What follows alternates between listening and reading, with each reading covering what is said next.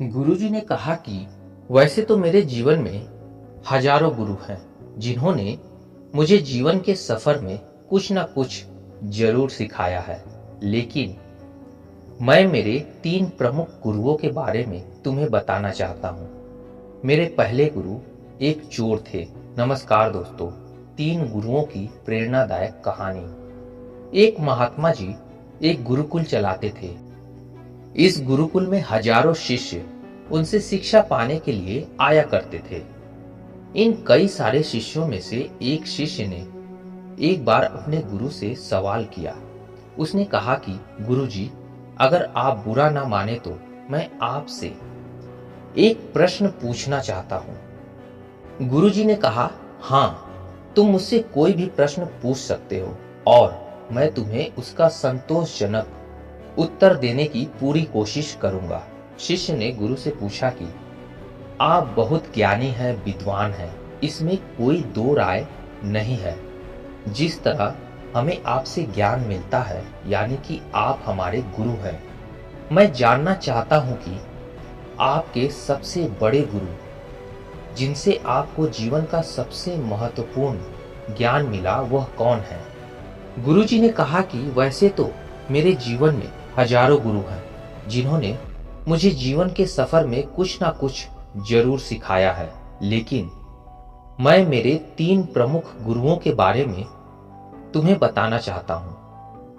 और इस तरह से उन्होंने अपने पहले गुरु के बारे में बताते हुए कहा, मेरा पहला गुरु एक चोर था।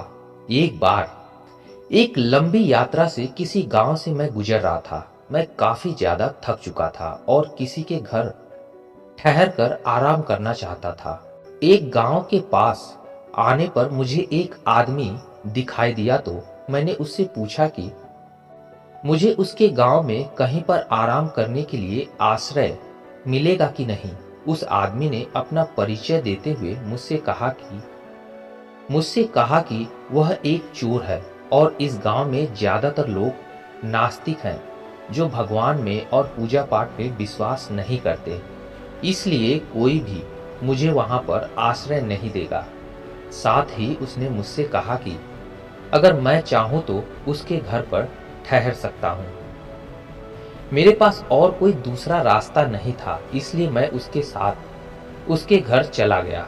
उसने मेरी अच्छे से सेवा की, मुझे खाना पीना और आराम के लिए बिस्तर दिया।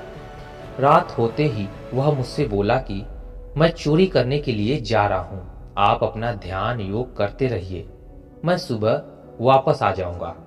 सुबह जब वह वापस आया तो मैंने उससे पूछा कि उसे कुछ मिला या नहीं। उसने मुझे जवाब दिया कि आज तो मुझे कुछ नहीं मिला, लेकिन जरूर आगे कुछ ना कुछ मिलेगा। भगवान ने मेरे लिए कुछ ना कुछ सोच कर रखा होगा। एक के बाद एक कई दिनों तक मैं उसके साथ रहा और उन दिनों उसे कुछ भी चोरी का सामान नहीं मिलता। फिर भी वह भगवान से अपनी आस लगाए रहता और यह उम्मीद बनाए रखता कि उसे जरूर आने वाले दिनों में कुछ ना कुछ हाथ लगेगा। इस तरह चोर के रूप में मेरे पहले गुरु ने मुझे यह सिखाया कि हम जिस भी रास्ते को चुनकर उस पर चलने लगते हैं, फिर चाहे जो हो जाए, हमें उस रास्ते को और उस विश्वास को कि एक ना एक दिन हमें मंजिल मिलेगी, हमें कभी नहीं छोड़ना चाहिए। वह दिन है और आज का दिन है। तब से मैंने कभी भी अपनी ध्यान और भगवान की भक्ति नहीं छोड़ी। फिर गुरुजी ने अपने दूसरे गुरु के बारे में बताते हुए कहा, मेरा दूसरा गुरु एक कुत्ता था। एक बार मैं किसी जरूरी काम से काफी दूर का सफर तय करके जंगल के रास्ते से गुजर रहा था। लंबे सफर के चलते मुझे बहुत ज्यादा प्यास लग गई थी, इसलिए मैं वहां पर एक तालाब के पास जाकर पानी पीने लगा। उस तालाब के पास एक कुत्ता पहले से ही पानी पीने के लिए आया हुआ था। कुत्ता जैसे ही पानी के लिए तालाब में अपना मुंह झुकाता था, उसे उसकी ही परछाई पानी में दिखाई देती थी। उस परछाई को वो दूसरा कुत्ता समझकर डर जाता और पीछे हट जाता था। कुछ समय पीछे रहने के बाद कुत्ता फिर से प्रयास करता और फिर से डर के पीछे हटता। काफी समय बीतने के बाद कुत्ते ने हिम्मत जुटाकर आखिरकार तालाब से पानी पी लिया और अपनी प्यास बुझाकर वहां से चला गया।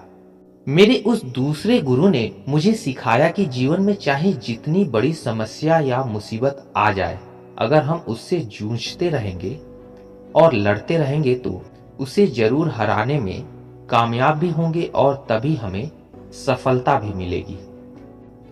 फिर गुरुजी ने अपने तीसरे गुरु के बारे में बताते हुए कहा, मेरा तीसरा प्रमुख गुरु एक 4 साल का छोटा बच्चा था।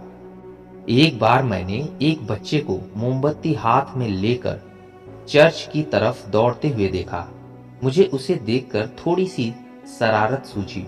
मैंने उस बच्चे को रोका और उससे पूछा कि यह मोमबत्ती कहाँ ले जा रहे हो?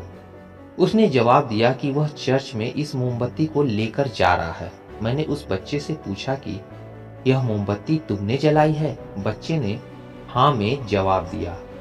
अब मेरे घमंड भरे सवाल की बारी थी, तो मैंने उस बच्चे से पूछा कि बताओ, जब तुमने इस मोमबत्ती को जलाया तो यह प्रकाश कहाँ से आया, और उससे पहले जब मोमबत्ती जली नहीं थी तब प्रकाश कहाँ था? बच्चे ने मेरे सवाल के जवाब में अपने हाथ में पकड़ी मोमबत्ती को फूंक मारकर बुझा दिया और मुझसे बोला, आप देख लीजिए, पहले प्रकाश था, अब नहीं है। आपकी आंखों के सामने वह कहाँ गायब हो गया, मुझे बताइए। मेरे उस छोटे से गुरु ने मुझे उस दिन सिखाया कि आप चाहे जितने विद्वान हो, आपने चाहे जितना ज्ञान प्राप्त कर लिया हो, आपको हमेशा विनम्र रहना चाहिए, कभी भी घमंड नहीं करना चाहिए। तो दोस्तों, इस छोटी सी कहानी से हमें यह शिक्षा मिलती है कि जीवन में हमेशा सीखते रहना कितना जरूरी है, चाहे फिर वह शिक्षा हमें कहीं से भी मिले, किसी से भी मिले, इससे कोई फर्क नहीं पड़ता। फर्क पड़ता है हमेशा विनम्र बने रहने से और कभी भी घमंड ना करने से। तो उम्मीद है दोस्तों, कहानी आप लोग को पसंद आई हो तो लाइक और सब्सक्राइब जरूर कीजिएगा। मिलते हैं अगली कहानी में, तब तक के लिए धन्यवाद।